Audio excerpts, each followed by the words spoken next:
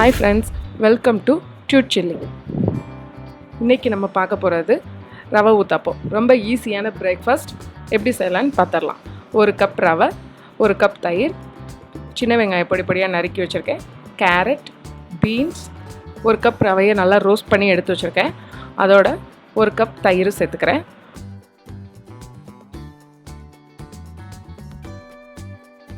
ஒரு table spoon கடலை மாவு சேர்த்துக்கிறேன். இது மூணையும் நல்லா மிக்ஸ் பண்ணி 1-2 டேபிள் ஸ்பூன் வரை தண்ணி சேர்த்துக்கிறேன். தண்ணி சேர்த்து நல்லா இதை மிக்ஸ் பண்ணி வச்சிடறேன். ஒரு 10 மினிட்ஸ் ரவை நல்லா ஊறட்டும். நான் இன்றைக்கி வறுத்த ரவை தான் சேர்த்துருக்கேன். ரவையை ரோஸ்ட் பண்ணி எடுத்துக்கோங்க கண்டிப்பாக.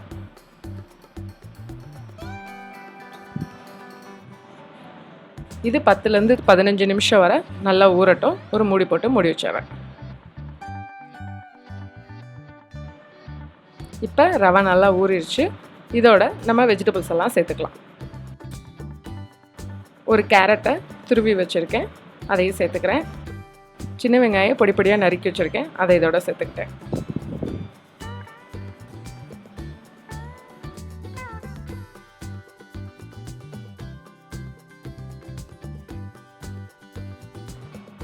ஒரு கைப்பிடி அளவு கொத்தமல்லி தழை சேர்த்துக்கிறேன். தேவையான அளவு உப்பு சேர்த்துக்கோங்க.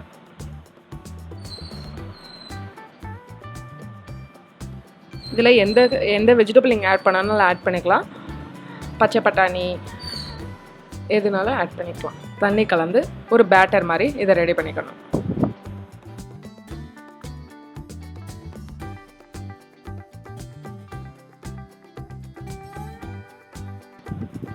நல்லா மிக்ஸ் பண்ணிக்கோங்க. வெஜிடபிள்ஸ் நல்லா மாவோட மிக்ஸ் ஆகிற அளவுக்கு நல்லா மிக்ஸ் பண்ணிக்கோங்க. தண்ணி சேர்த்து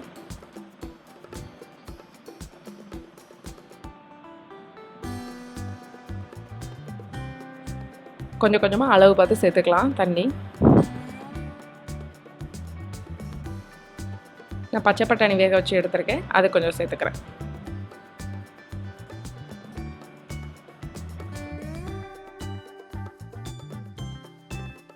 இது ஒரு நல்ல ஹெல்த்தியான breakfast.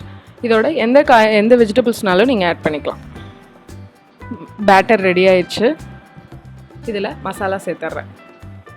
1/2 tablespoon chaat masala சேர்க்குறேன். 1 டேபிள் ஸ்பூன் மிளகாய்த்தூள்,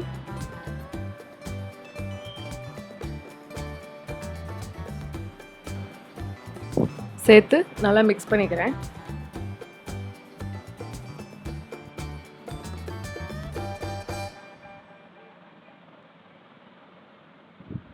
இப்போ ஊத்தாப்பத்துக்கு மாவு ரெடி ஆயிடுச்சு. இதோட 1/4 டீஸ்பூன் சாம்பார் பொடி சேர்த்துக்கிறேன். சாம்பார் பொடி சேர்க்குறதுனால ஊத்தாப்பம் நல்லா டேஸ்ட்டாக இருக்கும், அதுக்காக தான். அதையும் சேர்த்து நல்லா மிக்ஸ் பண்ணி விட்டுறேன். ஒரு தோசை பேனை சூடு பண்ணிக்கிறேன். நல்லா கல் சூடாயிடணும். இப்போ கல் நல்லா சூடாயிருச்சு. இதோட நம்ம ஊத்தாப்பத்தை ஊற்றிடலாம். மெதுவாக ஊற்றி அதை லைட்டாக இது மாதிரி பண்ணிவிடுங்க.